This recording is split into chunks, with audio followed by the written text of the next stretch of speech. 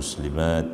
Allahumma rabbana ighfir lana wa liwalidina wa limasyaykhina wa li asatidatina li ikhwanina wa akhwatina wa li aqribaina wa liman haqqan alaina innaka anal ghafurur rahim.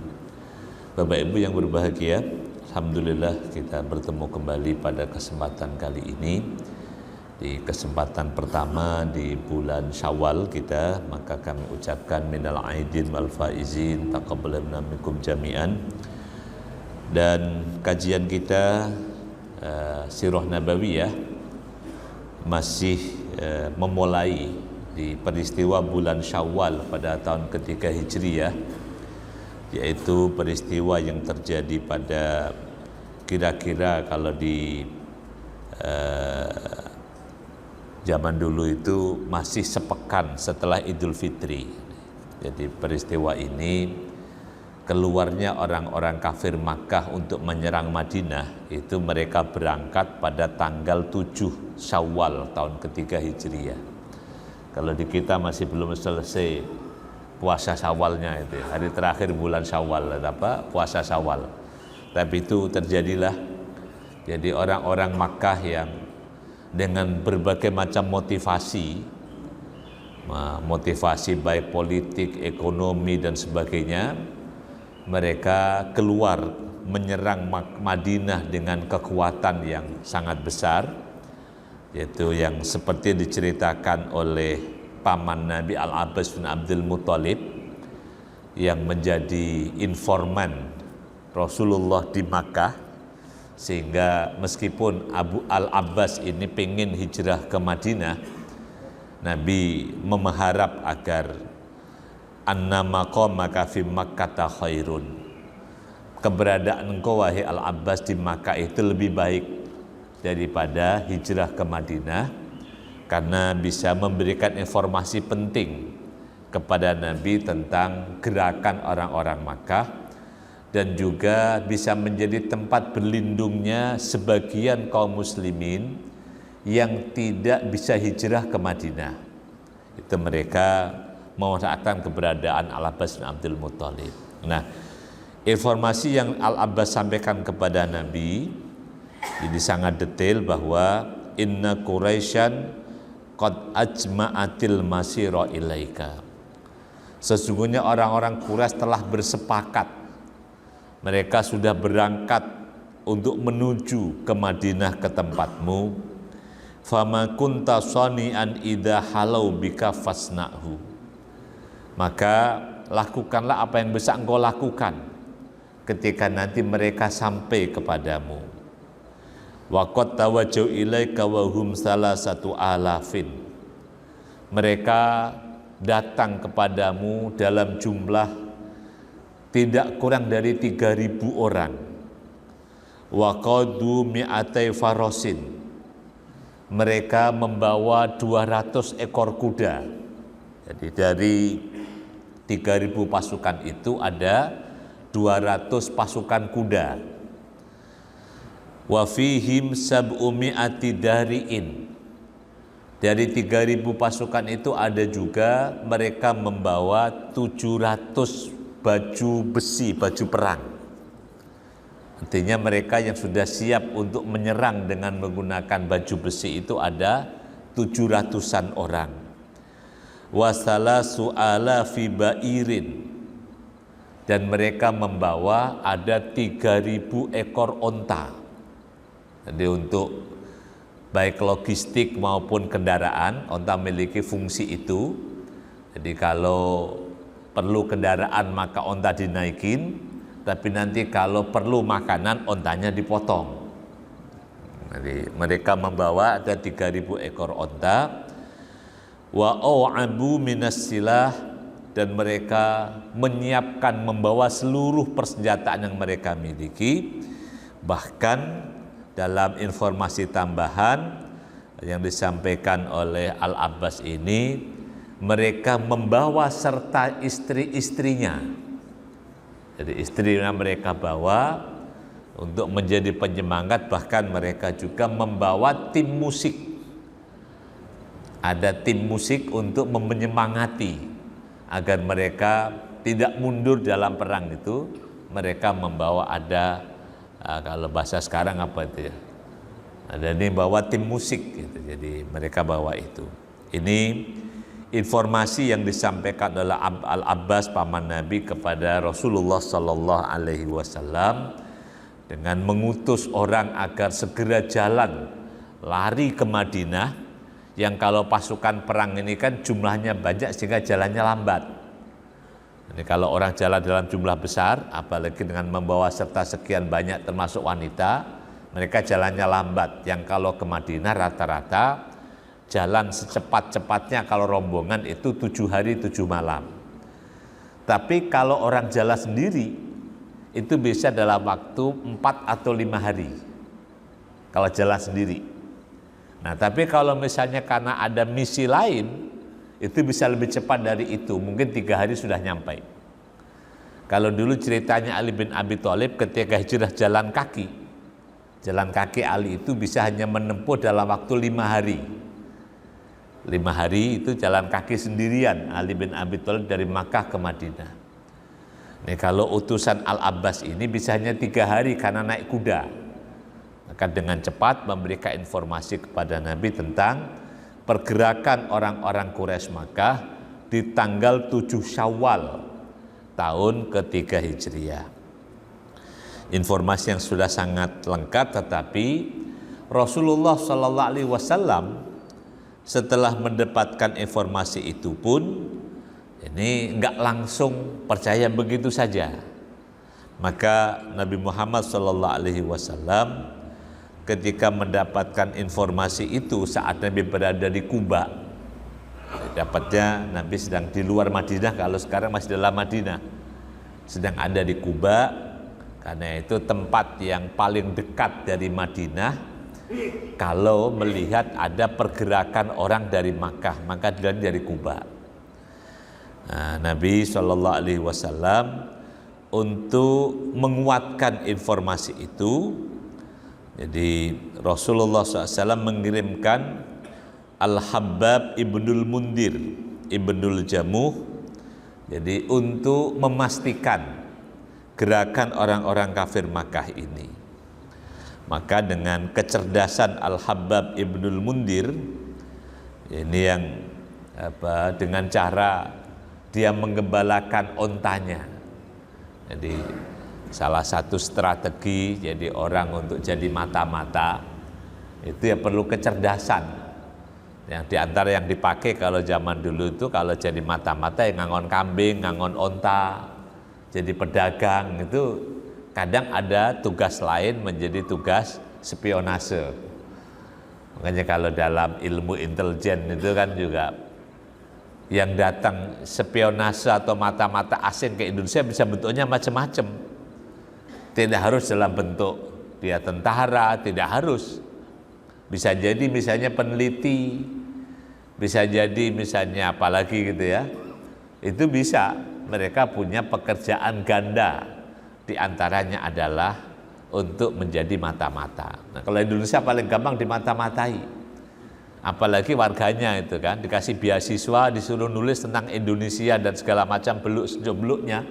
Nah, itu akan banyak lah informasinya, Indonesia itu apa gitu. Itu kan kadang-kadang juga orang tidak sadar misalnya dibiayai oleh asing, dapat beasiswa, dikasih tugas untuk melakukan penelitian tentang masyarakat tertentu di Indonesia. Nah, itu bisa jadi, mungkin ada juga fungsi mata-mata macam-macam bentuknya. Ini Al-Habbab ibnul Mundir, jadi untuk menjalankan tugas Nabi, jadi dia menggembalakan ontanya di luar Madinah agar bisa jadi mendekati rombongan pasukan orang-orang Quraisy Makkah ini. Maka setelah selesai tugasnya, Nabi tanya kepada Al-Habbab ibnul Mundir, "Fama ra'aita?" Apa yang engkau lihat dari pasukan Quraisy ini? Kata Habab ibnul Mundir, qala ra'aitu ya Rasulullah adadan. Saya melihat ada jumlah besar ya Rasulullah. Hazartuhum salasata alafin yaziduna qalilan aw yanqusuna qalilan. Saya perkirakan jumlah mereka itu 3.000 lebih sedikit atau kurang sedikit.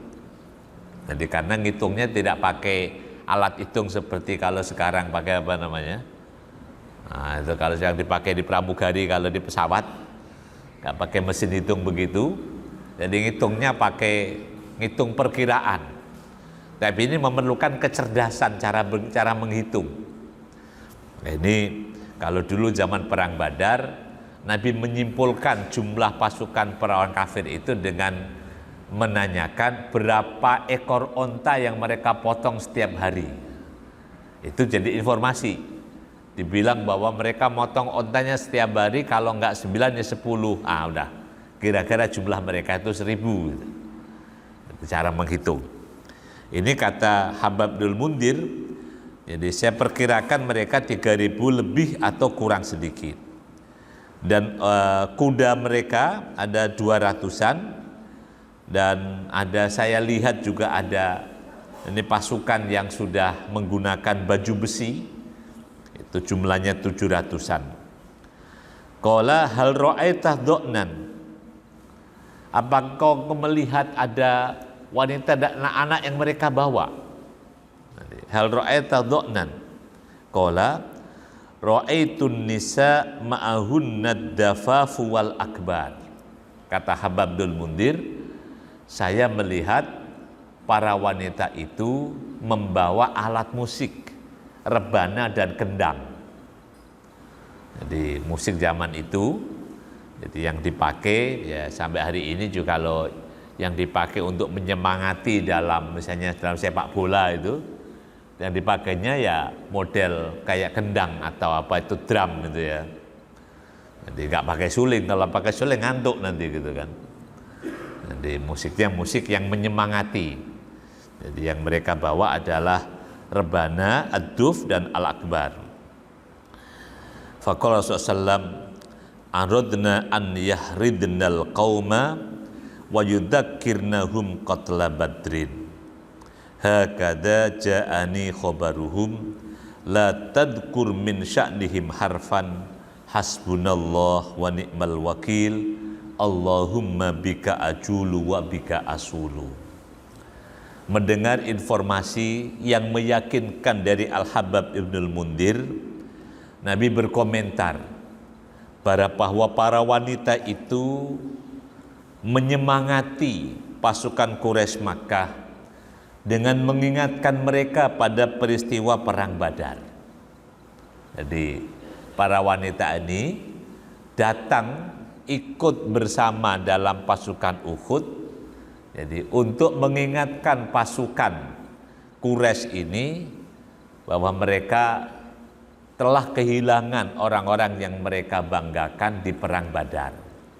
Makanya yang dibawa biasanya mereka yang punya hubungan, yang datang ikut perang Uhud ini, para wanita yang punya hubungan emosional terhadap 70 korban orang Quraisy di perang Badar.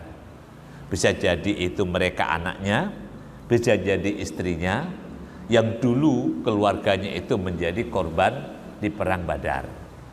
Nah, itu mereka datang ikut dalam pasukan Uhud orang Quraisy ini agar pasukan Quraisy ini bersemangat untuk membalas dendam mereka karena telah menjadi korban di perang Badar. Ini komentar Nabi. Jadi ini juga tidak kalah penting bahwa wanita itu juga bisa ikut hadir langsung dalam perang. Jadi kalau di Indonesia juga kita kenal ada nama-nama wanita yang aktif dalam perang, bisa jadi Cut Nyadin, ada Malahayati, itu kan juga peran wanita dalam bahkan di medan perang. Ini komentar Nabi, jahakada ja'ani khobaruhum. Ya begitulah berita yang juga saya dengar, jadi bahwa mereka keluar dari Makkah dengan kekuatan besar. Pesan Nabi kepada Habab bin Mundir, jangan kau sampaikan berita ini kepada siapapun. Ini cara Nabi mengelola informasi. Jangan kau sampaikan berita ini kepada siapapun. Hasbunallah wa ni'mal wakil. Jadi hanya Allah lah andalan kami, dan Allah lah sebaik-baik pelindung pemimpin kami. Allahumma bika ajulu wa bika asulu, ya Allah, hanya denganmu kami akan mengepung mereka, hanya denganmu kami akan menyergap mereka. Jadi ini cara Nabi menghadapi situasi, dan lebih meyakinkan lagi. Jadi setelah dapat informasi dari Khabbab bin Mundzir ini, Nabi pun mengirimkan ada lagi orang bernama Anas dan Mu'nis, dua anak Fudolah. Ini juga Nabi tugaskan untuk mencari informasi valid tentang pasukan Quraisy Makkah ini. Dan beritanya juga sama, informasi baik yang dikirimkan oleh Al-Abbas, yang disampaikan oleh Khabbab bin Mundzir, mau disampaikan oleh Anas dan Mu'nis, informasinya hampir sama. Jadi ini informasi penting untuk bisa memperkirakan dengan apa nanti disikapi. Jadi kalau dalam pertandingan, yang bahaya itu kalau orang bertanding dengan kekuatan lawan yang blank, sama sekali nggak informasinya. Dan makanya kalau misalnya bertanding, orang mau main olahraga, main sepak bola misalnya, ya kalau nggak salah kan sebelum bertanding semalam itu timnas kan juga kalau nggak salah itu sempat Safri dan teman-temannya itu nonton pertandingan antara Vietnam dengan Thailand kalau nggak salah, kelihatan nonton. Jadi karena dengan mengetahui bagaimana kekuatan lawan, itu nanti bisa memperkirakan strategi apa yang bisa digunakan. Jadi penting juga kalau orang misalnya mau termasuk dalam, bukan hanya dalam kondisi perang, orang mau besanan, itu juga penting untuk mengetahui misalnya besannya itu siapa, gimana keadaan sosial ekonominya, itu juga perlu dibaca. Jangan sampai misalnya orang mau besanan dengan seseorang blank, nggak ada informasi apapun, bisa jadi nanti salah memperlakukan, salah menyikapi. Nah ini, jadi kalau dalam hubungan sosial pun itu juga orang penting untuk mengetahui siapa yang akan dihadapi, siapa yang akan ditemui, siapa akan menjadi mitra. Nah ini yang kadang-kadang di kaum muslimin, terutama dalam urusan muamalah, ini seringkali banyak kasus. Kenapa sering kaum muslimin ketipu? Ini kasus penipuan macam-macam itu. Misalnya ada investasi ini, investasi itu, arisan-arisan itu. Kadang orang main percaya saja tanpa tahu orang itu siapa. Oke kan? Jadi orang misalnya ada orang bikin yang paling sering itu di sekitar kita Jawa Barat itu investasi. Orang investasi janjiin begini. Main percaya saja. Tidak membaca, nggak mempelajari siapa ini pengurusnya. Orang ini siapa saja, di belakangnya siapa saja, yang bekerja siapa saja. Nah, ini sampai kasus macam-macam, termasuk yang kusut misalnya gitu kan. Mana ada orang di Indonesia bisa bikin jualan kebun kurma. Kebun kurma di kapling. Yang namanya kebun itu nggak ada kapling dalam aturan pertanahan. Yang namanya kebun itu ya dijualnya hektaran, bukan kapling 100 meter. Ini kok ya percaya gitu, korbannya banyak. Begitu duit udah masuk semuanya, ya nggak jadilah, nggak mungkin. Mana ada kapling kebun kurma. Wallahu alam, ini salah satu pelajaran menarik. Kita seringkali ketipu oleh orang-orang yang bermuamalah dengan kita karena kita tidak mempelajari orang itu siapa. Oke kan? Nah, tidak Rasulullah SAW untuk memetakan ini orang-orang kafir Makkah ini nanti diperlakukan seperti apa. Nabi nggak cukup informasi dari Al-Abbas, padahal itu pamannya, informasinya valid. Nggak cukup satu, Nabi kirimkan yang kedua, second opinion. Habab ibnul Mundir, suruh cari informasi. Masih dikirimkan lagi 2 orang, Anas dan Mu'nis, untuk memvalidasi betulkah informasi itu. Jadi ini cara Nabi dalam memvalidasi informasi tentang kekuatan lawan yang akan dihadapi. Nah, ini jamaah rahimakumullah. Nah, setelah informasi yang Nabi dapatkan ini valid, yang Nabi lakukan pertama kali adalah mengelola, membatasi berita itu hanya pada level pimpinan, nggak disampaikan di floor. Jadi Nabi sampaikan, Nabi ajak bicara, jadi hanya di level pimpinan, orang-orang terpandang baik dari muhajirin maupun ansor. Sebab kalau berita ini langsung dibawa ke floor, dibawa ke publik, bisa jadi hebohnya kayak apa, dan cara pengambilan pendapat juga nanti akan berantakan. Jadi, nah, cara diantara yang Nabi lakukan agar berita ini nggak bocor sampai ke publik. Jadi ketika Nabi minta kepada Ubay bin Ka'ab membaca surat Al-Abbas bin Abdul Muttalib ini, Nabi minta untuk dibaca dengan sangat rahasia, dengan kitman, dan kemudian dari Kuba Nabi segera kembali ke Madinah untuk menemui tokoh Ansor yang bernama Sa'ad ibn Rabi. Jadi Sa'ad bin Rabi, Nabi sampaikan kepada tokoh Ansor ini bahwa ada serangan dari orang-orang Quraisy Makkah. Mereka menyerang Madinah dengan kekuatan besar, dengan kekuatan yang jumlah orang Madinah ya nggak sampai ribuan begitu, tapi diserang dengan pasukan yang sebesar itu. Dan Nabi sampaikan kepada Sa'ad bin Rabi ini ya untuk mendapatkan dukungan, karena ini pengorbanan orang Ansor. Begitu mereka menerima muhajirin dari Makkah ini, yang harus mereka hadapi adalah bukan hanya menyelamatkan muhajirin, tapi Madinah menjadi sasaran kemarahan orang-orang Makkah. Jadi kemudian diinvasi, diagresi oleh orang-orang Makkah.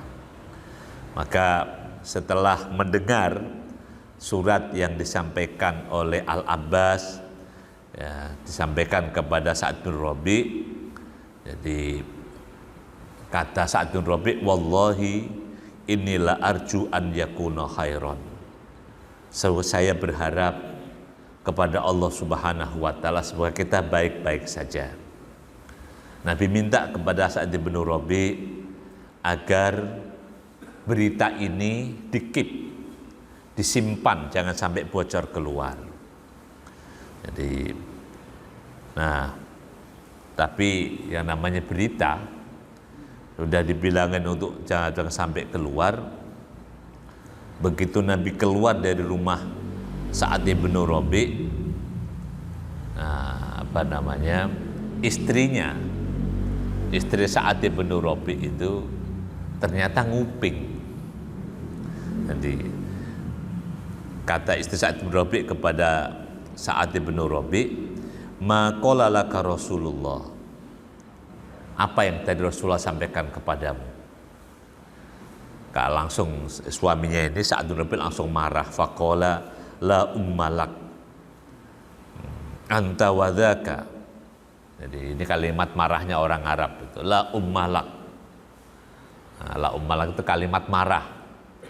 Jadi, kalau baca makna harfiahnya itu apa istilahnya itu ya, kasihan banget ibumu lah, punya anak kayak kamu. La ummalak, nggak punya ibu loh.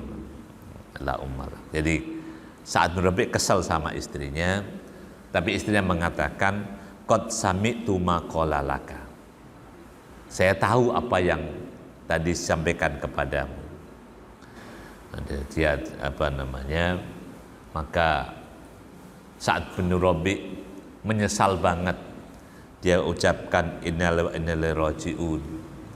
Lalu segera Sa'ad bin Rabi' menemui Rasulullah sallallahu alaihi wasallam, ya Rasulullah, perintah untuk merahasiakan berita ternyata sudah bocor. Nabi Sa'ad bin Rabi' sampaikan, ya Rasulullah, in khifta anni yafshul khabara fatara anni anal mufshi lahu wa qad istakmani iyahu.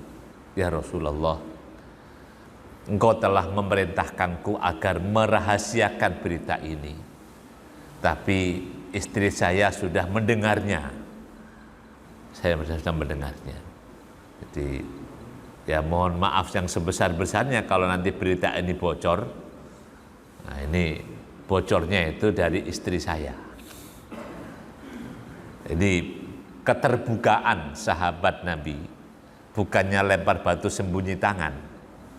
Maka Rasulullah SAW menanggapi kekhawatiran Sa'ad bin Rabi' dengan mengatakan, khalli anha, ya udahlah, biarin aja lah, khalli anha, udah biarin aja. Nah, namanya juga ini berita ya, biarpun disuruh disembunyikan, ya akan bocor juga. Apalagi mohon maaf kalau udah berita udah sampai di tangan, di mulut wanita ini, ya wallahu alam gitu kan. Dan ini nah, jangan bilang-bilang ya, jangan bilang-bilang sampai ke 100, jangan bilang-bilang semua. Dan dalam sejarah tentang kekalahan perang di Indonesia maupun di dunia Islam, itu mohon maaf ibu-ibu ya, di antara penyebabnya adalah ketidakmampuan para wanita dalam menyimpan rahasia. Di antaranya. Jadi cerita di baik dalam cerita perang di Indonesia dan sebagainya itu kan, di antaranya penyebabnya adalah berita itu bocor. Jadi ini peristiwa ini memberi, meskipun sudah terjadi, tapi memberi pelajaran penting bagi kita hari ini dan seterusnya, bahwa yang namanya menjaga rahasia itu adalah bagian penting dari strategi, apalagi strategi militer, apalagi strategi pertahanan. Makanya jadi tidak semua orang boleh mengakses apa yang berkaitan dengan pertahanan, dengan keamanan negara. Ini kalau bocor ya artinya ancaman bagi negara. Nah, setelah Nabi bermusyawarah dengan Sa'ad bin Rabi' dan mendapatkan informasi yang cukup itu, dan Sa'ad bin Rabi' juga sudah siap sedia dengan seluruh resikonya. Karena resikonya adalah Madinah harus melindungi muhajirin dan melindungi kotanya. Maka atas masukan dari beberapa tokoh baik muhajirin dan ansor ini, jadi akhirnya berita itu Nabi Nabi diskusikan dengan kaum muslimin di Madinah. Jadi Nabi kumpulkan para sahabatnya, Nabi ajak musyawarah bagaimana sebaiknya menghadapi serangan dari Makkah ini. Jadi ini baiknya gimana menghadapi serangan ini. Kalau pendapat Nabi sendiri, sesungguhnya Nabi lebih suka menghadapi mereka ini bertahan di Madinah. Jadi bertahan di Madinah, ya, sebagaimana nanti dalam strategi di perang Ahzab. Jadi dibuat pertahanan dalam Madinah. Nah, tapi karena ini di Flur terjadilah beda pendapat di kalangan para sahabat Nabi. Ada yang menghendaki untuk bertahan di Madinah, ada yang berpendapat untuk keluar, jadi menghadang mereka di luar Madinah. Dan ini sampai akhirnya ya perdebatan itu berlarut-larut. Yang sampai kalau dalam surah Al-Imran ayat ke-152 ini menjadi salah satu penyebab kegagalan karena perdebatan yang berlarut-larut untuk memutuskan perkara ini mau dihadapi di Madinah atau di luar Madinah. Jadi dalam ayat ke-152 surah Al-Imran Allah Subhanahu wa taala mengingatkan, A'udzubillahi minasyaitonir rajim, bismillahirrahmanirrahim. Walaqad sadaqa wa'da ittakhusna biidnih hatta idza fashiltum wa tanaza'tum fil amri wa asaitum min ba'di ma arakum ma tuhibbun minkum may yuridud dunya wa minkum may yuridul akhirah tsumma sarafakum anhum liyabtaliyakum wa laqad afa ankum wallahu dzu fadlin 'alal mu'minin. Sungguh Allah telah membuktikan janjinya kepadamu ketika ittakhussunahum biidnih, ketika mereka menyerang engkau atas seizinnya. Tapi sayangnya kaum muslimin dalam menghadapi serangan orang-orang Quraisy Makkah ini, hatta idza fashiltum, kalian mengalami ada ketakutan. Jadi ini penyebab pertama. Jadi kaum muslimin ketika mendapatkan ancaman serangan 3.000 pasukan Quraisy itu, pertama yang kata Al-Quran, mereka mengalami ketakutan. Ini kalau orang sudah mengalami ketakutan, down, mental sudah jatuh. Jadi kalau bahasa sekarang demoralisasi, merasa kalah, merasa kecil, merasa lemah, ya itu sudah artinya siwar ya, perang psikisnya itu sudah kena. Ya karena jumlah masyarakat penduduk Madinah itu jumlahnya nggak sampai 5.000-an. Kalau dijumlahkan dari yang tua sampai anak-anak, semuanya nggak sampai 5.000. Ini diserang pasukan 3.000. Itu sudah terjadi, ada fasiltum, ketakutan. Makanya yang kalau dalam Islam itu kita diingatkan dalam menghadapi apapun itu nggak boleh takut. Harus diingatkan untuk hasbunallah wa ni'mal wakil. Jadi menghilangkan ketakutan dengan berbagai macam cara. Sampai pada kalimat akhir adalah berlindung kepada Allah Subhanahu wa ta'ala. Ini dalam siwar biasanya dipakai. Kalau zaman dulu yang generasi penonton Muhammad Ali, kalau bertinju, generasi ini kan yang nonton TV-nya di kecamatan atau di kelurahan, itu kan salah satu strategi tinjunya Muhammad Ali kan bikin namanya siwar. Lawannya dibikin takut dulu. Nah, kalau sudah takut maka gampang ditaklukkan. Nah ini sayangnya dalam perang Uhud ini, nah, kaum muslimin yang kena mentalnya. Jadi ada ketakutan yang melanda kaum muslimin. Nah setelah yang kedua, selain karena ketakutan, itu sudah mentalnya terserang, ada watanaza'tum fil amri. Kalian berselisih. Jadi dalam memutuskan perkara itu enggak bulat. Nah, di antara yang berpendapat menghadapi mereka di Madinah dan yang minta keluar ini enggak bulat sampai kemudian ya ke bawah-bawah. Jadi enggak ada keputusan bulat. Jadi keputusan masing-masing bertahan. Yang di tanazu ini, jadi perselisihan itu yang kalau sampai sekarang ini menjadi PR kita di Indonesia, bukan hanya sebagai bangsa, bahkan sebagai muslim, ini PR besarnya adalah perselisihan.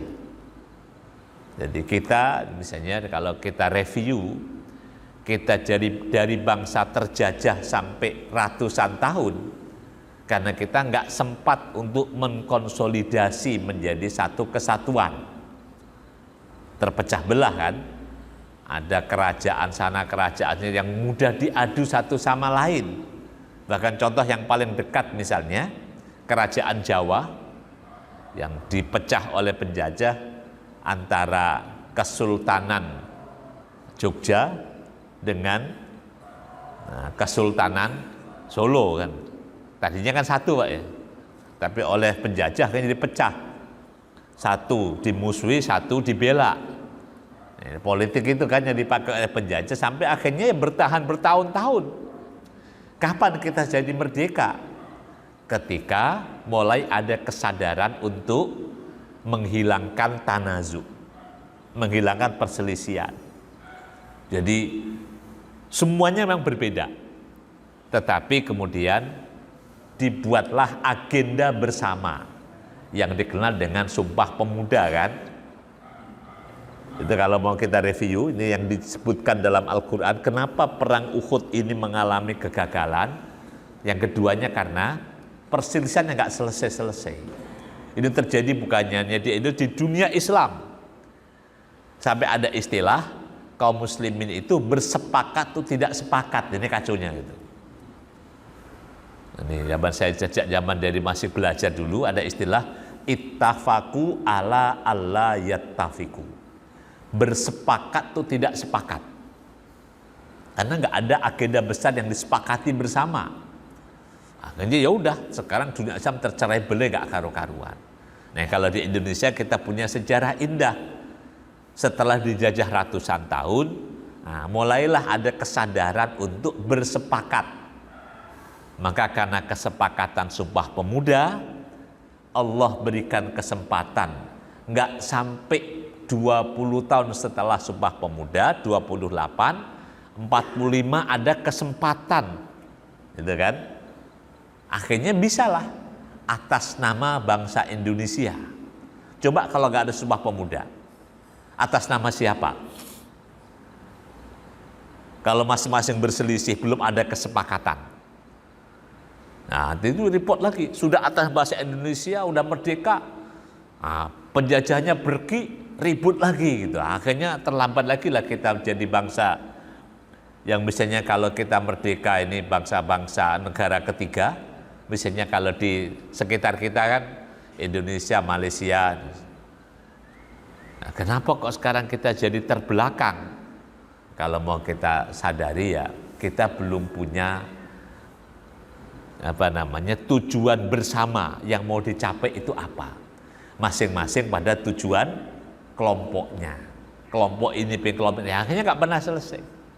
Ini kembali ke cerita ini kan. Jadi coba mari kita mulai belajar untuk mereview Sumpah Pemuda. Tujuan bersama sebagai bangsa.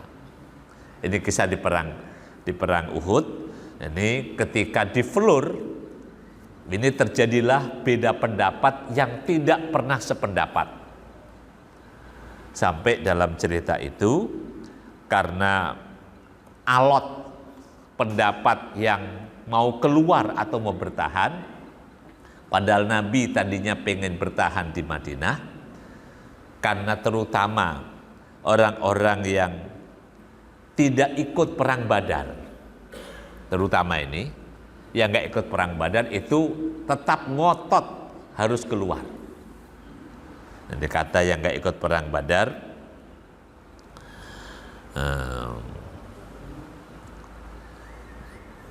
fa'in ra'aitum antuqimu wadatuhum haisu nazalu fa'in aqamu bisyarri maqamin wa iddakhalu alana qaltalnahum fiha. Jadi pendapat yang diungkapkan oleh mereka yang bertahan, kita bertahan aja di Madinah. Kalau mereka masuk bisa kita habisi. Nah, tapi kata yang mau keluar, terutama mereka yang tidak ikut perang Badar, ya Rasulullah, ukhruj bina ila a'daina. Ya Rasulullah, bawalah kami untuk bisa keluar menghadapi musuh-musuh kami.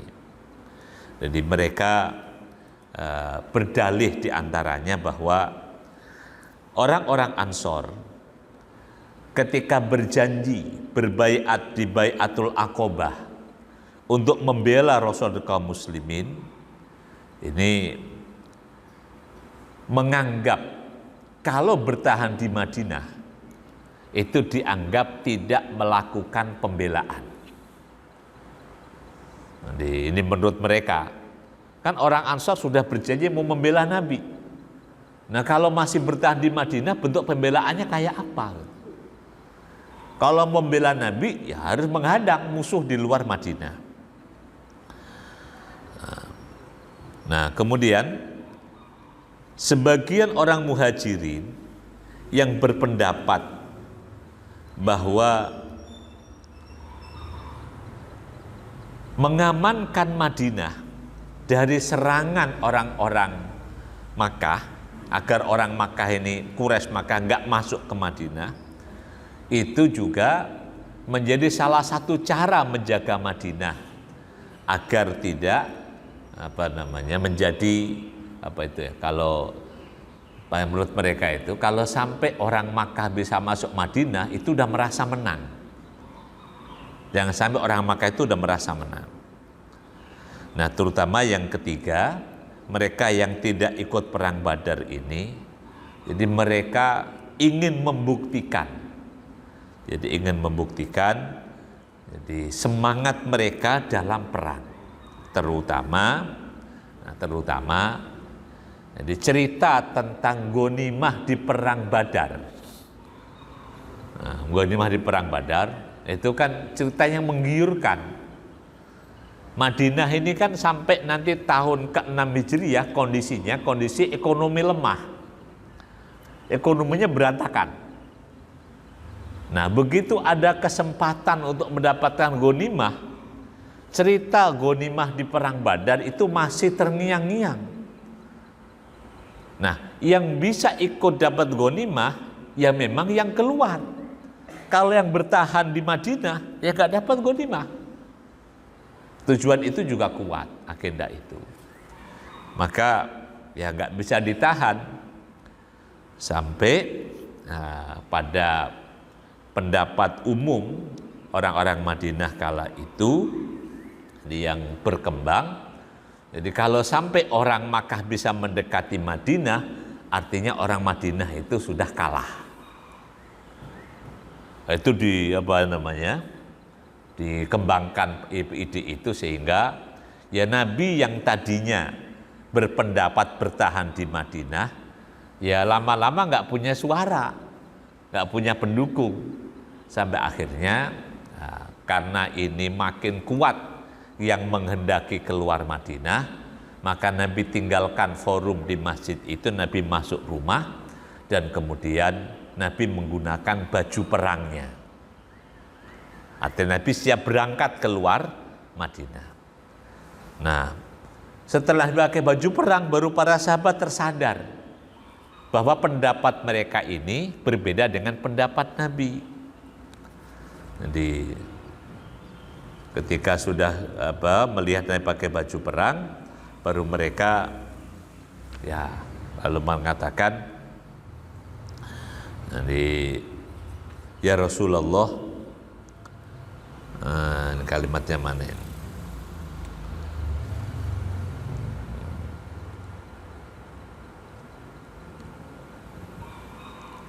Sampai kelupaan naruhnya. Jadi mereka jadi karena Nabi sudah pakai baju perang, mereka minta ya Rasulullah, ya Nabi Allah, innal qauma talawamu faqalu amruna li amrika tabiun. Jadi setelah Nabi meninggalkan diskusi yang nggak ada habisnya itu, lalu Nabi masuk rumah dan keluar pakai baju perang, baru para sahabat tersadar dan mereka mengatakan, ya Rasulullah, ya Nabi Allah, innal qauma talawamu. Ya Rasulullah, bahwa kaum muslimin sangat menyesal. Kenapa berdebat sampai berpanjang-panjang perdebatan? Kenapa enggak nanya bagaimana pendapat Nabi? Tapi mereka terus menyampaikan pendapatnya, membantah pendapat Nabi. Maka begitu Nabi sudah pakai baju perang, mereka menyesal dan menyatakan amruna li amrika tabiun. Jadi kami mengikuti apa yang engkau putuskan. Rasulullah SAW kemudian meneguhkan sikapnya. Nabi faqala Rasulullah SAW, innahu laysa linabiyyin idza labisa la ammatahu an yadu'aha hatta yuqatila.